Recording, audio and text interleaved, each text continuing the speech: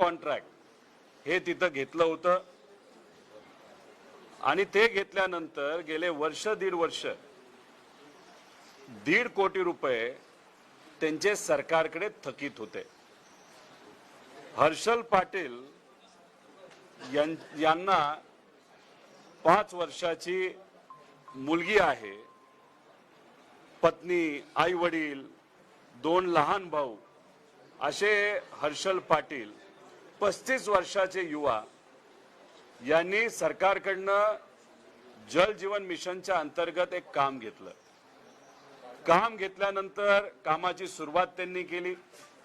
सुरुवातीला ॲडव्हान्स त्यांना नाही तर त्यांच्या प्रमुख कॉन्ट्रॅक्टरला वेळेवर मिळाला आणि लोकांच्या हितासाठी तिथं असणाऱ्या गावकऱ्यांना पाणी मिळावं म्हणून पटपट त्यांनी जसे अधिकारी सांगतील तसं त्यांनी तिथं काम केलं आणि दुर्दैव असं 1,40,40,00,000 त्यांचे थकले।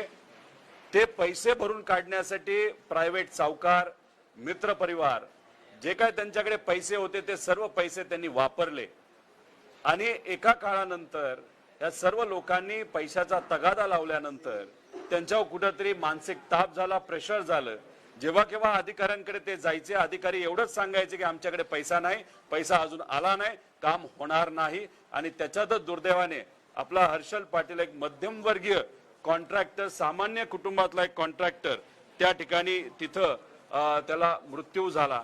आजची परिस्थिती आपण जर बघितलं तर आज या महाराष्ट्रामध्ये 89,000 कोटी रुपये हे सामान्य छोटे मध्यमवर्गीय कॉन्ट्रॅक्टरचे थकीत आहेत, ज्याच्यामध्ये पीडब्ल्यूडी विभागाचे 46,000 कोटी, जल जीवन मिशनच्या अंतर्गत 16,000 कोटी, ग्राम विकास विभागाच्या अंतर्गत 8,600 कोटी, जलसंधारण विभागाचे 19,700 कोटी आणि नगर विभागाच्या अंतर्गत 1,700 कोटी रुपये हे असे तिथं सरकारकडनं हा पैसा प्रलंबित आहे आणि याच्यात कोण दुर्दैवाने अडकलेले आहे तर हे छोटे कॉन्ट्रॅक्टर तिथं अडकलेले आहेत। आम्ही सरकारला काय म्हणतोय, अधिवेशनामध्ये सुद्धा मीडियाच्या माध्यमातून हे पैसे जे या लोकांचे अडकलेले आहेत ते देण्यासाठी तुम्हाला काम करावं लागेल, पाठपुरावा करावा लागेल, पण सरकार या कॉन्ट्रॅक्टरकडे दुर्लक्ष करते। जशा पद्धतीने लाडकी बहीण योजना त्यांनी गडबडीने आणली होती आणि त्याच्यामध्ये फक्त आधी भरमसाठ कॉन्ट्रॅक्ट हे छोट्या छोट्या कॉन्ट्रॅक्टरला तिथं दिले आणि कुठेतरी त्यांची दिशाभूल केली। बघ आता तुला काम देतो, आमच्यासाठी राजकीय दृष्टिकोनातून तुला काम करावं लागेल, तुझ्याकडे जे काम करतात। आता 1,00,000 कॉन्ट्रॅक्टरचा हा मुद्दा आहे आणि ही फक्त दुर्दैवाने सुरुवात झाली, असं होऊ नये, कोणी आत्महत्या करू नये अशी आमची विनंती आहे। पण ही जी सुरुवात तिथं झालेली आहे खूप मोठा परिणाम याचा होऊ शकतो। अनेक कॉन्ट्रॅक्टरनी आंदोलन सुद्धा तिथं केलं, त्यांचं कुणीही ऐकत नाही। पण याच्यात सुरुवातीला इलेक्शनच्या आधी कामं दिली, राजकीय दृष्टिकोनातून सुद्धा या कॉन्ट्रॅक्टरकडनं राजकीय कामं करून घेतली आणि आता मात्र 1 वर्ष झालं यांचा 1 रुपया सुद्धा तिथं दिला जात नाही। पण हे सरकारने काय केलं बघा, 46,000 कोटी पीडब्ल्यूडीचे थकीत आहेत, पण आता पीडब्ल्यूडी विभागाला एकही काम देत नाहीत। आता कोणाला काम देतात तर MSIDC विभाग त्यांनी निर्माण केलेला आहे आणि मोठ्या मोठ्या कॉन्ट्रॅक्टरला कामं हे देतात, ते सुद्धा कॉस्ट एस्क्युलेशनच्या माध्यमातून। MSIDCच्या अंतर्गत जे वेगळं महामंडळ त्यांनी निर्माण केलंय, 14,000 कोटीचा भ्रष्टाचार त्यांनी केलेला आहे। तसंच समृद्धी मार्गामध्ये काय झालं हे आपल्याला माहिती आहे, शक्ती मार्ग म्हणजे नितीन गडकरी साहेबांनी 71 कोटी रुपये पर किलोमीटर असं नॅशनल हायवेचं काम याच मार्गावर दिलेलं आहे आणि तेच फडणवीस साहेबांच्या सरकारने काम 101 कोटी रुपयाला तिथं पर किलोमीटर दिलेलं आहे।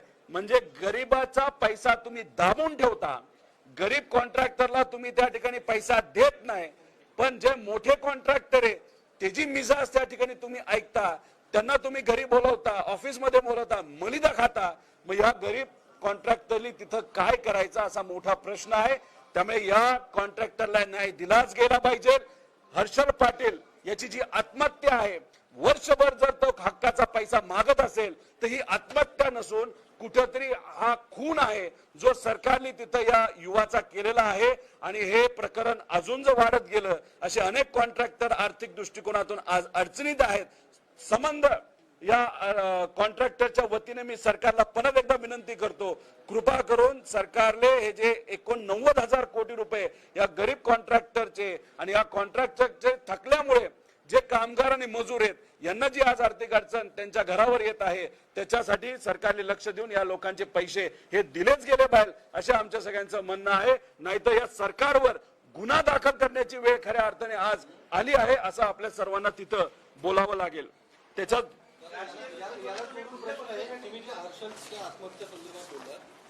यावर सांगली जिल्हा परिषदेने खुलासा केलाय की हर्षल पाटलांना कुठलंही काम जलजीवनचं देण्यात आलं नव्हतं, कुठलाही तसा करार देखील झाला नव्हता असा जिल्हा. एक समजून घ्या की जिल्हा परिषदली सांगत असताना कदाचित हे सांगितलं असेल डायरेक्ट काम हर्षल पाटलाला दिलं नसेल, पण आज या महाराष्ट्रामध्ये काही डायरेक्ट कामं दिली जातात आणि ते जे कॉन्ट्रॅक्टर आहेत ते सब कॉन्ट्रॅक्ट करतात. असं दिसतंय की कदाचित हर्षल पाटील हा सब कॉन्ट्रॅक्टर आहे. कॉन्ट्रॅक्टरला जर पैसा मिळत नसेल तर सब कॉन्ट्रॅक्टरला पैसा कसा मिळणार? आमचं एकच मत आहे की प्रमुख कॉन्ट्रॅक्टर जे आहेत तुम्ही त्यांचा पत्रकार म्हणून त्यांची माहिती घ्या. आजची परिस्थिती काय, 16,000 कोटी रुपये जलजीवनचे हे थकले आहेत का नाही हे तिथं गुलाबराव पाटील साहेबांची मंत्री आहेत त्यांनी तिथं सांगावं. केंद्र सरकारचे पैसे किती थकलेत, राज्य सरकारचे किती थकलेले आहेत. दुर्दैव असं जे कॉन्ट्रॅक्टर साठी उद्या धोक्याची घंटा आहे. केंद्र सरकारने असं सांगण्यात आलेलं आहे की राज्य सरकारने अतिरिक्त कामं तिथं दिल्यामुळे आम्ही अतिरिक्त पैसा जो राज्य सरकारने मागणी केलेली 1 रुपया सुद्धा केंद्र सरकार तिथं देणार नाही. म्हणजे हे 16,000 कोटी बुडले का? राज्य सरकार हे पैसे देणार आहे का हे कुठे तिथे सांगाय. तसंच पीडब्ल्यूडी विभागापासून सर्व ग्राम विकास विभागापर्यंत त्यांनी आकडेवारी लोकांसमोर आणावी. किती हजार कोटी रुपये आणि किती वर्षापासून हे थकलेले आहेत. हे सामान्य कॉन्ट्रॅक्टर आहेत, मध्यमवर्गीय लोक आहेत आणि या लोकांची बाजू लोकांसमोर आलीच पाहिजे. 89,000 कोटी हे थकले आहेत, वर्षभर थकलेत, 1 रुपया सुद्धा येत नाही. आणि हर्षल पाटील ज्यांनी आत्महत्या केलेली आहे तो विषय तुम्ही शहानिशा करावा. पण असे अनेक कॉन्ट्रॅक्टर आहेत ते दुर्दैव असं त्यांच्या मनामध्ये आज चाललेलं आहे की आत्महत्या करायची का नाही करायची. त्यांना विनंती आहे असा अजिबात तुम्ही विचार करू नका. पण उद्या जर अशी एखादी घटना घडली त्याला पूर्णपणे राज्य सरकार हे जबाबदार असणार आहे. अजितदादांकडे आहे अर्थ खात्यातून सगळे पैसे रिलीज होतात, फंड जो रिलीज होतो बेसिक फंड, अजितदादांकडे काही मागणी कराल का विषय? एक आहे सरकारकडे आमची मागणी आहे. हे काय ते 3 मोठे नेते बसतात एकत्र, मोठे मोठे प्रोजेक्ट तिथं मंजूर करतात. शक्ती मार्गाची जरूरत आहे का आता? त्याच्यामध्ये तुम्ही मलिदा खायचा विचार करत आहात. अहो शक्ती मार्गाला 89,000 कोटी रुपये तुम्ही खर्च करणार आहात. गडकरी साहेबांना मला विनंती करायची आहे, आमचं राज्य सरकार जरा वेडं झालेलं आहे. तुम्ही 8 मार्गाचा रस्ता पर किलोमीटर 71 कोटी मध्ये करत आहात आणि आमचे हे वेडं सरकार दुर्दैव असं तेच 6 लेन रस्ता हा 101 कोटी मध्ये करत आहे आणि पर किलोमीटर. आणि त्याच्यात वाढ कदाचित पुढच्या काही काळामध्ये 22-25 हजार कोटीची वाढ त्याच्यामध्ये केली जाणार आहे. आणि हा जो पैसा आहे जो मोठ्या कॉन्ट्रॅक्टरच्या घशात घातला जातो, अहो तो जो कॉन्ट्रॅक्टर आहे रेड्डी का कोण मला माहित नाही, त्यांचं नाव आपल्याला बघावं लागेल, ज्यांनी भाजपला खूप मोठा तिथं इलेक्शन बॉन्ड मध्ये पैसा तिथं दिला, त्या कंपनीला या सरकारने 90 कोटी रुपयाची पेनल्टी महसूल विभागाने माफ केली. 90 कोटी असताना 17 लाख त्या ठिकाणी तिथं भरण्यात आले. म्हणजे तिथं तुम्ही 90 कोटी माफ करता आणि इथं मात्र या गरीब कॉन्ट्रॅक्टरला तुम्ही त्या ठिकाणी बंदूकच्या समोर ठेवल्यासारखं त्या ठिकाणी वागवता.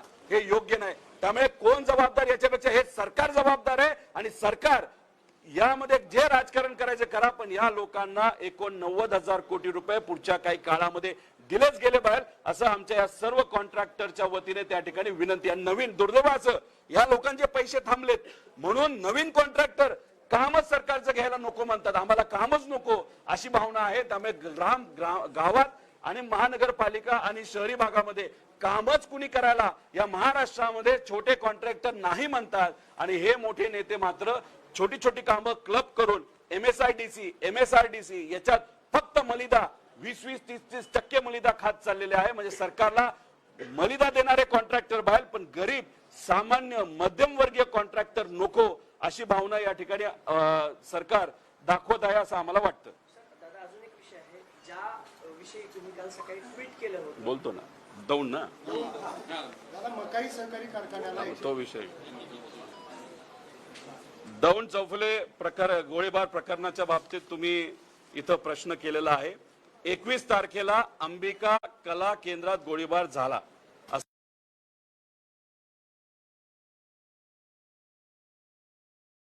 कुठेतरी दाबण्याचा प्रयत्न तिथं केला होता. त्याचं मुख्य कारण 21ला जर हे प्रकरण झालं असेल, गोळीबार झाला होता, तर पोलीस काय करत होतं? आम्हाला असं कळतंय की 21ला संध्याकाळी जेव्हा घटना घडली तेव्हा पोलीस विभागाने आपल्या आपल्या मोबाईलवर तिथं असणाऱ्या महिला लोक यांचा एक व्हिडिओ तिथं काढून घेतला. इथं काहीच घडलं नाही. मग जर गोळीबार घडलाच नव्हता असं तुम्ही कालपर्यंत बोलत होता, तर मग 21 तारखेला संध्याकाळी पोलीस जाऊन तिथं व्हिडिओ का काढत होते? मग तुम्ही कुठंतरी सत्तेत असणाऱ्या आमदाराचा कोणतरी नातेवाईक तिथं असल्यामुळे कुठंतरी वरून दबाव होता का, असा प्रश्न तिथं निर्माण त्या ठिकाणी आम्हाला होतो. आणि 21-22 तारखेला दिवसभर कुठेही चर्चा नव्हती. मग आम्ही ट्विट केलं, त्याबद्दलची माहिती त्या ठिकाणी दिली. आपण सर्व मराठी पत्रकार इथं आले, तुमच्या माध्यमातून हा विषय उचलला गेला. काही छोटे मोठे युट्यूब चॅनलनी सुद्धा ही मदत केली आणि मग पोलीस जागा झालं. आणि काल दुपारी पोलीस 3 वाजता तिथं गेलं आणि त्यांनी प्रेस कॉन्फरन्स घेतली आणि त्यांनी मान्य केलं की तिथं गोळीबार झाला होता, तो हवेत झाला होता. मग हवेत गोळीबार झाला काल तुम्ही मान्य करता आणि परवा मात्र त्या ठिकाणी तुम्ही म्हणता कुठं काही घडलंच नाही. मग कुठंतरी पोलीस प्रशासन तिथं आवाज दाबण्याचा प्रयत्न त्या ठिकाणी केला जातोय. महिलेला चं नाव मी घेत नाही, पण तिला चक्कर आली, ती चक्कर येऊन पडली असं कुठेतरी म्हणलं जातं. खरंच चक्कर येऊन पडली का काय घडलं हे शहानिशा करण्याची तिथं जरूरत आहे. त्याच्याच बरोबर वरचं जे फॉल सिलिंग आहे ते तोडण्यात आलेलं आहे.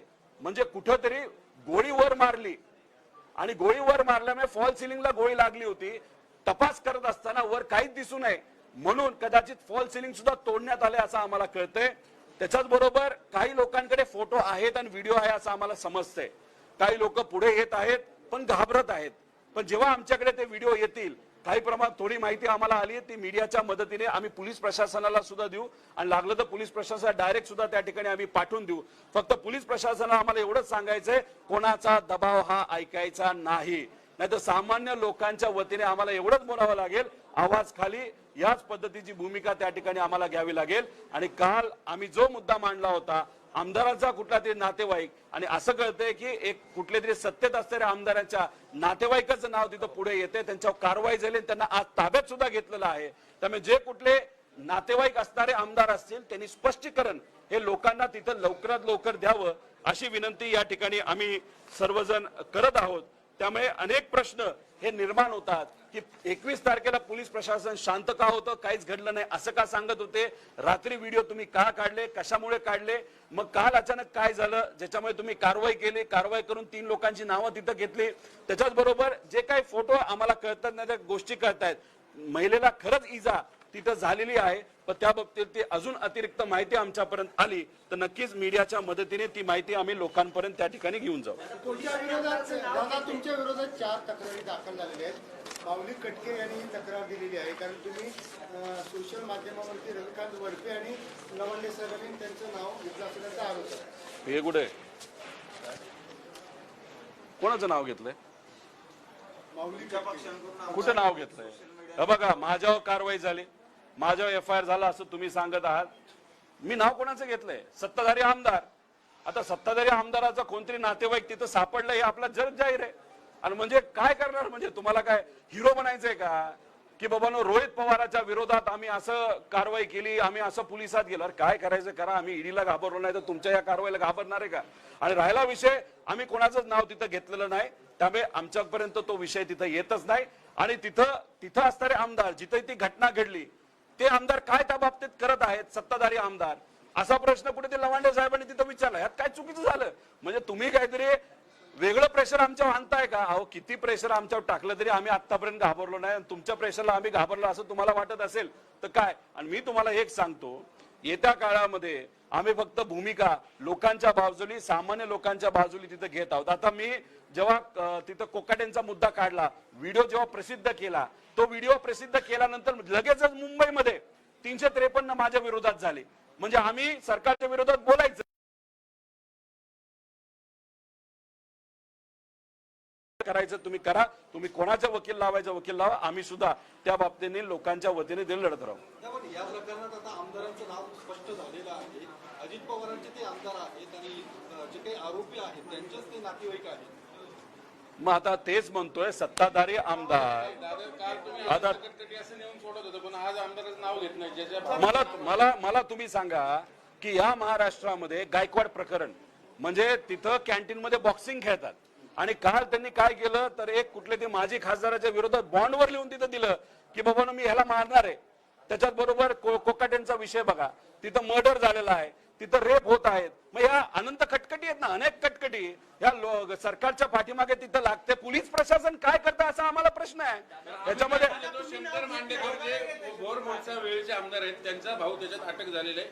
आता नाव घ्यायला काय अडचण आता मीडियाकडनं ते कळालेले पोलिसांकडनं काल जाहीर झालेलं आहे. मांडेकर जे आमदार आहेत, जे अजितदादा पक्षाचे आमदार आहेत, जे सत्तेतले आमदार आहेत, जे आम्ही सर्वजण त्या ठिकाणी बोलत आहोत, त्यांचे बंधू तिथं होते आणि तिथं बंदूकचा वापर हा हवेत नाही तर गोळी घालण्यासाठी तिथं केला. हे कालच पोलीस प्रशासनाने सांगितले. म्हणून अजितदादा स्वतः नाही तर तटकरे साहेब नेहमीप्रमाणे सगळीकडे बोलत असतात सातत्याने.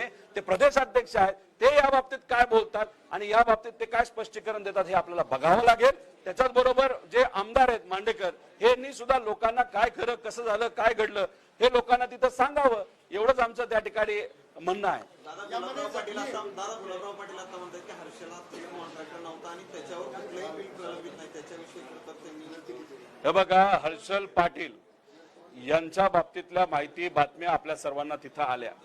ते डायरेक्ट कॉन्ट्रॅक्टर नसतील पण सब कॉन्ट्रॅक्टर असतील. तुम्ही थोडासा टाइम जाऊन द्या, त्यांच्या परिवारातले लोक नक्कीच तिथं बोलतील. अनेक जे कॉन्ट्रॅक्टर आहेत ते सुद्धा या बाबतीत बोलणार आहेत असं आम्हाला कळतंय. याच्या आधी आंदोलन तिथं झालेले ते समोर आले. मला फक्त गुलाबराव पाटील साहेबांना एवढंच सांगायचंय, हा विषय फक्त 1.5 कोटी पुरता नाहीये, हा विषय 1 लाख कॉन्ट्रॅक्टरचा आहे. तुमच्या विभागाचे 16,000 कोटी हे प्रलंबित आहेत का नाही आणि किती वर्षांपासून किती महिन्यांपासून हे जग जाहीर त्या ठिकाणी तुम्ही करावं. तसंच पीडब्ल्यूडी करावं, ग्रामविकासनी करावं, जलसंधारणांनी करावं. पण हे आकडे लोकांसमोर आलेच पाहिजे असं आमच्या सगळ्यांचं त्या ठिकाणी मत आहे. तुम्ही शाब्दिक खेळ आणि एका व्यक्तीला त्या ठिकाणी हा नव्हताच होताच काय झालं कसं झालं आणि पण उद्या जाऊन जर कुणी दुसऱ्या कॉन्ट्रॅक्टरने आत्महत्या केली त्याची जबाबदारी तुम्ही घेणार आहात का? स्पष्टपणे त्या ठिकाणी सांगा. त्यामुळे उगाच गोल गोल शब्द खेळून आणि मजा करून टाइमपास करून तुम्ही जर फक्त दिशाभूल करणार असाल हे योग्य ठरणार नाही. लोकांसमोर खरे आकडे हे आलेच पाहिजे, हे आमच्या सगळ्यांची मागणी आहे. दौंडच्या घटनेमध्ये पोलीस देखील तितकेच जबाबदार असल्याचं दिसतंय, कारण पोलीस त्या सगळ्या घटनेदरम्यान रजेवर जातात. तिथले स्थानिक रजेवर जातात आणि त्यांना माहिती नसतं. म्हणजे त्यांच्या अगदी 100 किलोमीटर अंतरावरती ते कला केंद्र आहे, त्यांना या घटनेची माहिती नाही. मग तुम्ही अशी काही मागणी करतात का संबंधित पोलिसांवर देखील? मला पोलीस प्रशासनाला एवढंच सांगायचं आहे, ती गोष्ट घडत असताना अनेक लोकांनी बघितलेलं आहे. फोटो सुद्धा त्या ठिकाणी काढण्यात आलेले आहेत, व्हिडिओ सुद्धा काढण्यात आलेले आहेत. तुम्ही त्या तिन्ही कला केंद्रावर गेला होता, सगळ्यांचे मोबाईल चेक केले, कुणी फोटो काढलाय व्हिडिओ काढला असंही तुम्ही विचारलं. 21 तारखेला जेव्हा हा गुन्हा घडला हे आम्हाला माहित आहे.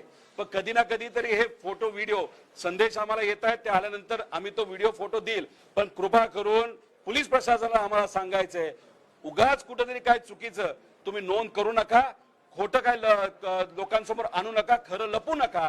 कारण का हे कधी लपणाऱ्या गोष्टी नाहीत. दबाव असेल तर ठळकपणे त्या ठिकाणी तुम्ही सांगा. पण 100% सरकार मधल्या काही लोकांचा दबाव पोलीस प्रशासनावर आहे. त्यामुळेच 21 तारखेला त्यांनी ज्या पद्धतीने काम करावं, कारवाई करायला, आमच्यावर कारवाई करायला पळत पळत कारवाई करता आणि गरिबावर अन्याय तिथं झाला, गोळीबार झाला, त्या बाबतीत तुम्ही दिरंगाई करता. याच्यावरूनच कळतं हे प्रशासन दुर्दैव म्हणावं लागेल. हे पोलीस प्रशासन हे सत्तेतल्या लोकांचे आदेश ऐकणारं पोलीस प्रशासन झालंय असं आपल्याला म्हणावं लागेल. दादा दौंडचा प्रश्न आहे. साखळी बॉम्बस्फोट आहे त्याच्या विरोधात हायकोर्टाने निकाल दिला होता आणि निर्दोष मुक्तता आहे 12 रुपयाची केली होती. त्याच्या विरोधात राज्य सरकार विचारले कंटिन्यू होय, ते माझे प्रिंट कुठे बाकीच्या सुप्रीम कोर्टात गेलं होतं दादा. त्याच्यावर सुप्रीम कोर्टानं हायकोर्टाच्या निर्णयाला स्थगिती दिली आहे. पुन्हा विचार करू, राज्य सरकारला त्या त्रुटी मांडणार. पण जे आरोपी आहेत त्यांना मात्र अटक होणार नाही असं सांगितले. राज्य सरकार पुन्हा हे सगळे गुन्हे सिद्ध करायला कमी पडले हायकोर्ट सुप्रीम कोर्टात. मग आपल्याला कुठेतरी असं म्हणावं लागेल की राज्य सरकारमध्ये असणारे सर्व नेते अंतर्गत कुरघुड्या खेळण्यामध्ये इतके बिझी होते की महत्वपूर्ण केस आपले राज्य सरकारची चालली आहे त्यांना विसर पडला, त्याचा फॉलोअप कुणी केला नाही आणि फॉलोअप न केल्यामुळे हे सगळं त्या ठिकाणी आपल्याला बघावं लागतंय. त्यामुळे कुठेतरी सरकारच आणि सरकारचा जो विभाग आहे न्याय विभाग हा कमी पडला, त्या विभागाचे मंत्री कोण, त्या बाबतीतल्या बैठका का घेतल्या नाही, एवढा महत्वपूर्ण विषय हा तिथं चर्चेत असताना त्याकडे दुर्लक्ष तुम्ही का केलं आणि कुठंतरी हे सरकार का कमी पडलं, हे सरकारने तिथं स्पष्टपणे लोकांना सांगण्याची जरूरत आहे. दादा, दौंडच्या घटनेमध्ये जी नर्तिका जखमी झाली तिथं काय बरं वाईट झालं का अशी चर्चा आहे, तिला कुठे दुसऱ्या ठिकाणी उपचारासाठी नेलं असं दोन चर्चा आहेत. जी व्यक्ती आहे, नाव आहे, पण आम्ही ते नाव इथं घेणार नाही, नंतर त्या बाबतीतलं स्पष्टीकरण आपल्या सर्वांना देऊ. एक चर्चा अशी की पुण्यामध्येच ती आहे, चक्कर येऊन पडली असं सांगतात, पण तिला लागलंय, गोळी लागली असंही तिथं चर्चा आहे. आणि काही दुसरी चर्चा अशी तिला मुंबईला घेऊन नेलं गेलं आहे. त्यामुळे ह्या सगळ्या गोष्टी लोकांसमोर तिथे येणारच. आमचं मत एवढंच आहे, हा मुद्दा महत्वाचा आहे. अशा पद्धतीने दडपशाही करून आम्ही सत्तेत आहोत तर आम्ही कुठेही गोळ्या घालू, ही जी काय भूमिका आता सत्तेतल्या आमदारांचे भाऊ सुद्धा घ्यायला लागलेत, हे कुठंतरी थांबलं पाहिजे अशी आमची भूमिका आहे. आणि पोलीस प्रशासनाने सुद्धा तिथं नीट वागलंच गेलं पाहिजे असं आमचं त्या ठिकाणी महत्वाचं आहे. आणि पोलीस प्रशासन असं सत्तेच्या दबावाखाली वागणार असेल तर सामान्य लोक पोलीस प्रशासनाला एवढंच म्हणेल, आवाज खाली करा आणि आमचे विषय तिथं मार्गी लावा. दादा, राष्ट्रीय सहकार निधीतून 140 कोटी रुपये निधी मकाई सहकारी कारखान्यात देण्यात आलेला आहे, परंतु तो कारखाना काय अजून सुरू नाही, कामगारांचं वेतन नाही. असे बरेच कारखाने आहेत, त्यांना कंडिशनल मदत सरकारच्या मदतीने तिथं केली आहे. आणि का कंडिशनल मदत केली, फक्त कदाचित त्यांना दाखवायचं असेल की आम्हाला शेतकऱ्यांचं हित पडलेलं आहे. पण हे जे सर्व नेते जे भाजप नाही तर भाजपच्या मित्र पक्षामध्ये आता गेलेले आहेत, त्यांना मदत व्हावी, पैसे मिळावे म्हणून त्यांना एक काही अटीतटीमध्ये पैसे दिले गेले होते, पण त्या पद्धतीने त्यांना पैसा वापरायचाच नाही. त्यांना काय करायचं, त्यातून पैसा बाहेर काढून आपलं स्वतःचं हित त्या ठिकाणी जोपासायचं आहे. म्हणून कदाचित तिथं 140 कोटी देऊन सुद्धा त्याच्यावर काही झालं नाही. दुर्दैव एवढं, सरकार बघत असताना, काम करत असताना शेतकऱ्याकडे न बघता तोंड बघून, नेत्यांची तोंड बघून पैसा तिथं दिलेला आहे. त्यामुळे या बाबतीत काय झालं अजून खोलात जाऊन आम्ही तिथं माहिती घेऊ. पण एक, सरकार मदत करत असताना इतके अटीतटी टाकते की तिथे असणाऱ्या चेअरमनला आणि सदस्यांना तो पैसाच वापरता येत नाही. सरकार म्हणते आम्ही मदत केली, अरे पण तुम्ही अटीतटी इतक्या टाकल्यात, त्यात काही आपल्याला करता येत नाही, अशी आजची परिस्थिती आहे. आणि दुसऱ्या बाजूला अटीतटी टाकल्यामुळे त्या चेअरमनला ज्या पद्धतीने पैसा वापरायचा आहे, ज्याच्यातून कॉन्ट्रॅक्टरला पैसे द्यायचे, सप्लायरला पैसे देऊन पैसे खायचे, ते तिथं होत नाही. त्यामुळे ह्याच्यामध्ये दोघं जबाबदार आहे, सरकार सुद्धा जबाबदार आहे आणि तिथं असणारे चेअरमन आणि सर्व प्रशासन सुद्धा या बाबतीत जबाबदार आहे. आणि कारखाना बंद राहिला तर त्याला सुद्धा सरकार आणि हे चेअरमन जबाबदार असतील असं आपल्याला म्हणावं लागेल. सीएम दिल्ली दौऱ्यावर आहेत, काय वाटतं का जे घोटाळेबाज मंत्री आहे, जे आरोप झाले, काय होईल? आम्हाला असं कळतंय की शिंदे साहेबांचा एक नेता जो बॅग घेऊन तिथं सापडला, त्या बाबतीतली नाराजी केंद्र सरकारच्या मनामध्ये तिथं आहे. आणि अजितदादांचे काही नेते जे वक्तव्य सातत्याने त्या ठिकाणी देत चाललेले आहेत आणि त्याच्याबरोबर काही आमदारांची कंप्लेन ही दिल्लीपर्यंत तिथं पोहोचलेली आहे. आणि त्यांना तिथं पोहोचल्यामुळे कदाचित इथं आदेश काहीतरी पुढच्या काही दिवसात येतील अशी आपली अपेक्षा आहे. आणि त्याच्यामध्ये काही फेरबदल होतील असं आम्हाला वाटतं, पण आम्हाला वाटतं ते होतच असं नाही. कारण का आम्ही लोकांचं प्रतिनिधित्व तिथं करतो, नेते मनाला वाटेल तिथं त्या ठिकाणी करतात. पण पुढच्या 4 दिवसामध्ये 5 दिवसामध्ये काय होईल हे आपल्या सर्वांना बघावं लागेल. पण जर एखादा आमदार, एखादा मंत्री जर चुकीच्या पद्धतीने वागत असेल, बोलत असेल, त्याला पूर्णपणे सरकार जबाबदार आहे. त्याला जर पाठीशी घातलं जात असेल तर मग हे सरकार अशा लोकांना मुद्दामून पाठीशी घालतंय. बॉक्सिंग करणारा तुम्ही पुढे कर देता, बॉन्डवर 500 रुपये देऊन मी ह्याला मारणार त्याला मारणार अशा बोलणाऱ्या लोकांना, आणि जे पत्ते खेळणारे लोक आहेत, जे विधिमंडळामध्ये पत्ते खेळतात, अशा लोकांना त्या ठिकाणी जर तुम्ही पाठीशी घालत असाल हे योग्य नाही असं आमचं मत आहे. माणिकराव कोकाटेंच्या राजीनाम्याबाबत तुम्ही सातत्याने मागणी करत होते, मात्र आता त्यांच्याकडनं म्हणजे त्यांचा राजीनामा न घेता त्यांचं खातं मकरंद पाटलांना दिलं जाणार असल्याची चर्चा आहे. हे बघा, नेत्याचं काय करायचं, मंत्र्याचं काय करायचं, ह्या नेत्याचा तिथं असणाऱ्या पक्षप्रमुखाचा विषय आहे. आमचं एवढंच मत आहे की त्या खात्यामध्ये एक जबाबदार व्यक्ती असणं महत्वाचं आहे. त्यामुळे तुम्ही त्या बाबतीत काय करता हे तुमचा विषय असला तरी जे कोकाटे आज आमच्या शेतकऱ्याबद्दल खालच्या लेवलला जाऊन बोलतात, शेतकऱ्याला भिकारी म्हणतात, सरकारला भिकारी म्हणतात, अशा व्यक्तीला, आणि जे जबाबदार पदावर असताना सुद्धा इतका वेळ त्यांच्याकडे आहे, गरीब रोज 8 आत्महत्या शेतकरी तिथं करत आहे आणि यांच्याकडे इतका वेळ आहे की ते रम्मी त्या ठिकाणी नाही तर पत्त्याचा खेळ त्या ठिकाणी खेळतात. मग कुठं ना कुठंतरी त्यांच्या पक्षाकडनं कारवाई झालीच पाहिजे. जोपर्यंत कारवाई होत नाही, निर्णय त्या बाबतीत होत नाही, आम्ही आणि शेतकरी या बाबतीत आंदोलन नाही तर विषय आणि मुद्दे त्या ठिकाणी मांडतच राहू. पण आता संघटनेत तुम्ही सरचिटणीस झाला त्याबद्दल तुमचं अभिनंदन पहिल्यांदा. आता नवीन बॉडीची काही नवीन फेरबदल आढावा गेले 2 दिवस सुरू आहे, काय काय बदल अपेक्षित आहेत? युवक अध्यक्षाची वयोमर्यादा काही निश्चित होणार आहे? तर बघा, तुमच्या विषयाकडे आधी येण्यापूर्वी आपण जर बघितलं तर काल तुम्ही सर्वांनी एक बातमी वाचली असेल की विधान परिषदेमध्ये जिथं कोकाटे साहेब जे मंत्री आहेत ते रम्मी का पत्ते खेळताना आपण सगळ्यांनी बघितलेलं आहे. शेतकऱ्यांचे प्रश्न, दूध व्यवसायाचे प्रश्न तिथं मांडत असताना हे मात्र तिकडं व्यस्त होते. ही घटना व्हिडिओच्या माध्यमातून आमच्याकडे पेन ड्राईव्हवर तिथं आली. विधिमंडळामध्ये बसणाऱ्याच एका आमदारांनी तो व्हिडिओ काढला का गॅलरीमध्ये बसणाऱ्या व्यक्तीने काढला हे मला सुद्धा माहित नाही. पण मला असं कळतंय की जलद गतीने इन्व्हेस्टिगेशन ही तिथे असणारे सभापती करत आहेत. म्हणजे संतोष देशमुख न्यायासाठी त्या ठिकाणी म्हणजे त्यांचा परिवार वाट बघतोय, त्याच्याच बरोबर ज्ञानेश्वरी मुंडे ही वाट बघत आहे, सूर्यवंशी परिवार हे वाट बघत आहे. सरकारकडनं आणि पोलीस प्रशासनाकडनं तिथे कुठेही ऍक्शन घेतली जात नाही. पण एका व्यक्तीने, तो सत्तेतला आहे का गॅलरीमध्ये बसणारा व्यक्ती आहे, 4 कोटी शेतकऱ्यांचा विचार करून तो व्हिडिओ आमच्यापर्यंत पोहोचवला आणि आमच्या या मराठी मीडियाच्या मदतीने तो लोकांपर्यंत, करोडो लोकांपर्यंत गेला. जो रोष या सरकारच्या विरोधात जे काय आश्वासनं सरकारने दिली होती, कर्जमाफीपासून भावांतर योजनेपर्यंत आणि बऱ्याच काय गोष्टींपर्यंत, त्याच्यावर या सरकारने कुठलाही निर्णय न घेतल्यामुळे आणि मंत्री पदावर असताना खेळ खेळतात, पत्ते खेळतात, हा रोष लोकांचा त्या ठिकाणी होता.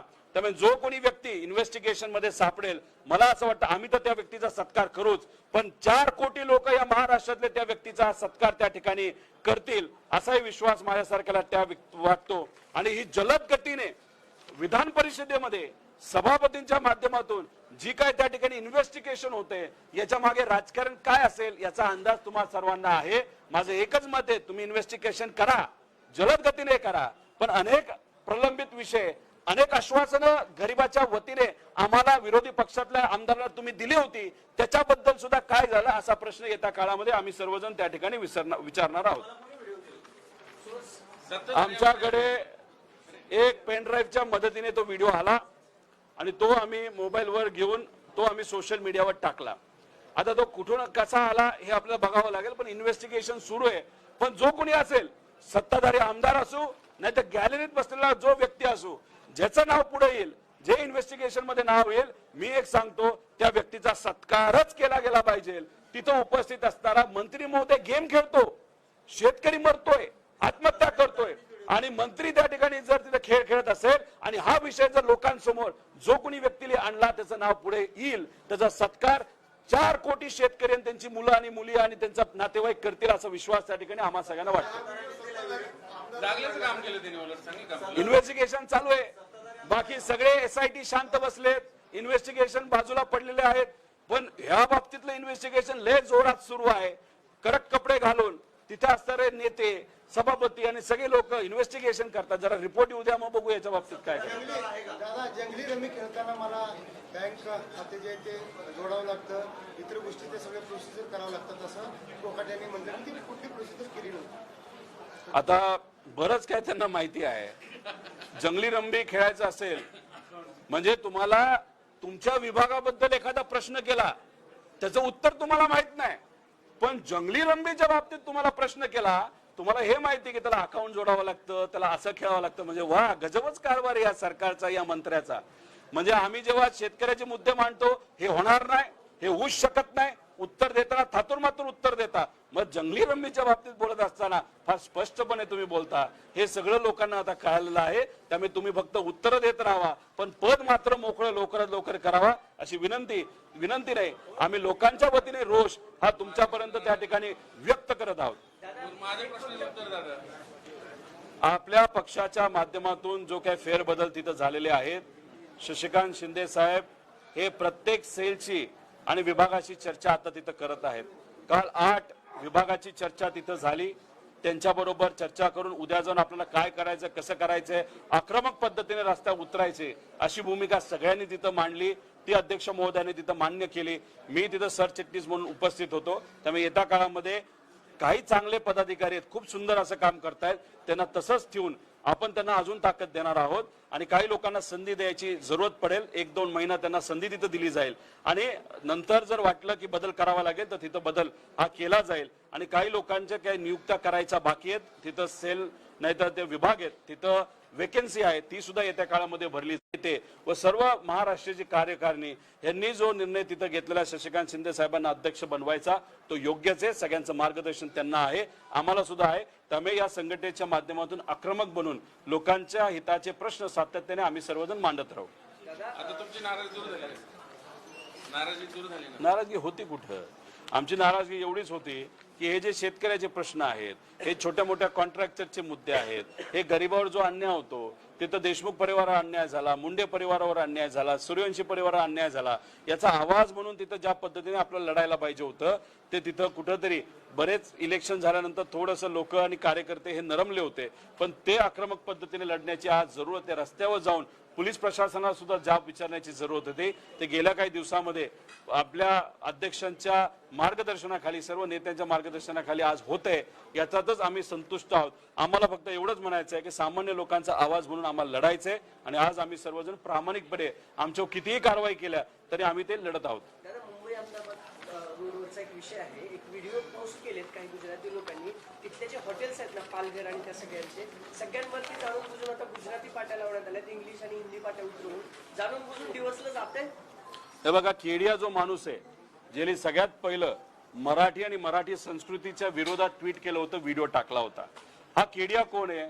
हा अजबपती, म्हणजे खूप मोठा पैसा, करोडपती आहे. तर हा कोणाचा माणूस आहे? हा भाजपचा माणूस आहे. या व्यक्तीने सुरुवात केली मराठी विरुद्ध अमराठी आणि मग छोटे छोटे अकाउंटवरनं कुणीतरी व्यापारी म्हणून तिथं टाकण्यात आलं मराठीच्या विरोधात. आम्ही सातत्याने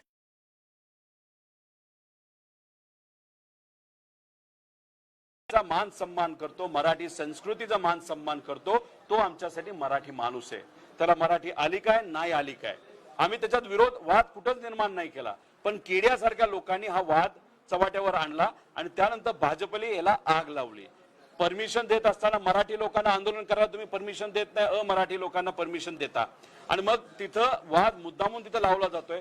पाट्या कोणी लावल्या ह्याच्यात पण तुम्ही भाजपचेच कार्यकर्ते तुम्हाला सर्वांना दिसतील.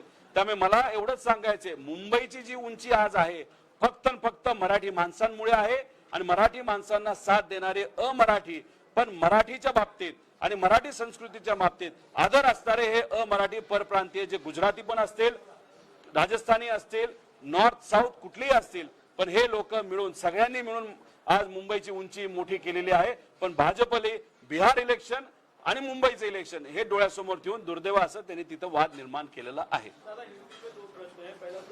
मराठी संपलं का? दुर्दैव असं त्यांनी तिथं वाद निर्माण केलेला आहे. मराठी संपलं का? इन्होंने क्या किया था, अपने फैमिली मेंबर्स, मित्र परिवार और जो मनी लेंडर्स होते हैं उनके यहाँ से पैसा लिया था. अभी 1 साल पैसा नहीं आ रहा तो बहुत लोगों ने उनको पूछना चालू किया. ये प्रेशर इतना बढ़ा कि उनको कोई और ऑप्शन नहीं था, उन्होंने वहां पे सुसाइड किया. अभी ये सिर्फ एक व्यक्ति है, 1.4 करोड़ का एक विषय है, लेकिन ये जो पाटिल है उनकी एक छोटी सी बेटी है, वाइफ है, माँ पिता है, उनके 2 छोटे भाई है, उनकी जवाबदारी कौन लेने वाला है? और ये विषय सिर्फ इधर तक नहीं रुकता. इस राज्य सरकार के माध्यम से 89,000 करोड़ रुपीस पेंडिंग है, ड्यू है. किसके है? मिडिल क्लास कॉन्ट्रैक्टर है, सामान्य लोगों का है. पीडब्ल्यूडी के 40-50 हजार करोड़ है. ये जो विभाग है जल जीवन 16,000 करोड़ है. जो ग्राम विकास है 6,500 करोड़ है. जो ग्राम विकास है 1,500 करोड़ है. ऐसे 89,000 करोड़ रुपीस बाकी है. जल जीवन के बारे में अगर बात करें तो उनके जो मंत्री है उन्होंने कहा कि ये हर्षल पाटिल हम जानते नहीं, इसका ये सब कॉन्ट्रैक्टर भी हो सकता है. मेरा गुलाबराव पाटिल साहब को एक विनती है कि आप ऐसा करो, एक प्रेस कॉन्फ्रेंस ले लो, प्रेस कॉन्फ्रेंस में बताओ कितना 1,000 करोड़ का पेंडिंग रुपीस ये कॉन्ट्रैक्टर के महाराष्ट्र में 16,000 करोड़ है. और ये सब कॉन्ट्रैक्टर मिलके, सब विभाग के 1 लाख कॉन्ट्रैक्टर है जिनके पैसा सरकार के पास प्रलंबित है। केंद्र सरकार बोल रहा है, राज्य सरकार ने वहां पे परमिशन ऐसे ही अपने दम पे वहां पे दी, इसलिए केंद्र सरकार इनको पैसा नहीं देने वाला। अभी डर ऐसे लग रहा है ये 16,000 करोड़ ऐसे ही हवा में जाएंगे क्या? ये स्पष्टीकरण गुलाबराव पाटिल साहब के माध्यम से, सरकार के माध्यम से आने वाले टाइम पे देने की जरूरत है। और हर्षल पाटिल जैसे और सारे जो कॉन्ट्रैक्ट उनको विनती करता हूं, suicide is not the ultimate goal. वहां पे आप वैसे कुछ भी मत करें, लेकिन अगर आगे जाके कोई भी आत्महत्या करता है उसकी पूर्णपणे जवाबदारी ये सरकार की होगी, ऐसे हम यहाँ पे बोलते हैं। दादा, किसानों की आत्महत्या महाराष्ट्र में नहीं है, लेकिन अब जो छोटे बिजनेसमैन हैं, कॉन्ट्रैक्टर हैं, उनकी आत्महत्या सामने आ रही है। सरकार कहाँ चुप रही है आपके हिसाब से? देखो, सरकार को क्या चाहिए, तो बड़े प्रोजेक्ट चाहिए। जैसे पीडब्ल्यूडी के माध्यम से विभाग चालू किया गया है, उसमें 14,000 करोड़ का भ्रष्टाचार हुआ, ऐसे कागज पेपर्स हमने खुद वहां पे दिए। उसी के साथ शक्ति मार्ग, ये जो नया मार्ग वो निकालने वाले हैं। गडकरी साहब के माध्यम से जो रास्ते हो रहे, 8 लेन रास्ता, ये पर किलोमीटर 71 करोड़ में हो रहा है, लेकिन ये सरकार महाराष्ट्र का है, वही रास्ता 6 लेन का छोटा रास्ता ये 101 करोड़ रुपए पर किलोमीटर पे कर रहे हैं। और ऐसे कहा जा रहा है कि ये 101 रुपए पर किलोमीटर से 140 करोड़ पर किलोमीटर तक जाएगा, उसमें 30 से 40 हजार करोड़ रुपए का मलिदा है। मतलब यहाँ पे एक बाजू को 89,000 करोड़ एक गरीब छोटे कॉन्ट्रैक्टर के बाकी है, प्रलंबित है, उसके बारे में आप कुछ नहीं कर रहे हो। लेकिन बड़े बड़े कॉन्ट्रैक्टर आपके घर आ सकते हैं, ऑफिस आ सकते हैं, उससे चर्चा कर सकते हैं, लेवान देवान कर सकते हो, पैसा ले सकते हो, इसलिए बड़े बड़े प्रोजेक्ट वहां पे करो। गडकरी साहब को विनती है, ये सरकार हमारी पागल हुई है, आप थोड़ा ध्यान दो। और जैसे नेशनल हाईवे के काम हो रहे, वैसे आमच्या शक्ति मार्ग या जो भी सरकार के माध्यम से यहाँ पे काम हो रहे, वो काम उस तरीके से होने चाहिए। सरकार के पास पैसा नहीं है, वो सिर्फ लोगों को वहां पे बुद्धू बना रही है या कंफ्यूज कर रही है, लेकिन उनको सिर्फ पैसा बड़े कॉन्ट्रैक्टर के माध्यम से चाहिए, छोटे कॉन्ट्रैक्टर को उनको कोई लेना देना नहीं है। छोटा जो अलग विषय है, हाल ही में बॉम्बे हाईकोर्ट का ऑर्डर आया था मुंबई ट्रेन ब्लास्ट में, उसमें आज सुप्रीम कोर्ट ने आदेश दिया। उसके जो सब नेता है वो अभी बिजी क्या है कि आपसात जो 3 अलग अलग पक्ष है, जैसे बीजेपी सबसे बड़ा है, अजित दादा और शिंदे साहब का अलग पक्ष है, उन पक्षों में इंटरनल इन फाइटिंग है, उनमें वाद है, फाइट है, एक दूसरे के राजनीति में वो बिजी है। इसीलिए ये महत्वपूर्ण जो विषय है, जहाँ पे कोर्ट के साथ चर्चा करने की जरूरत है, वहां पे जो वकील है उसके साथ चर्चा करने की जरूरत है, वो चर्चा न होने के कारण, वहां पे दुर्लक्ष्य होने के कारण ये विषय वहां पे आया है। अगर यहाँ पे कोई भी कंफ्यूजन अगर हुआ होगा, सिर्फ और सिर्फ ये राज्य सरकार जो भाजपा की है, उन्होंने इस विषय पे ध्यान नहीं दिया, इसके कारण ये विषय आ गया है, ऐसे हम सब कह सकते हैं। आखिरी सवाल, आज ईडी जो है अनिल अंबानी के घर और उनके कई ऑफिस पे रेड कर रही है, 3,000 करोड़ रुपए के घोटाले का हवाला किया जा रहा है, क्या करेंगे आप? देखो, क्यों कर रहे हैं, किस लिए कर रहे हैं, मैं तो नहीं बता सकता, लेकिन ईडी के बारे में हमने, हमारे पे जो कार्रवाई हुई थी उसके बारे में हमने स्पष्ट वहां पे बताया गया था। और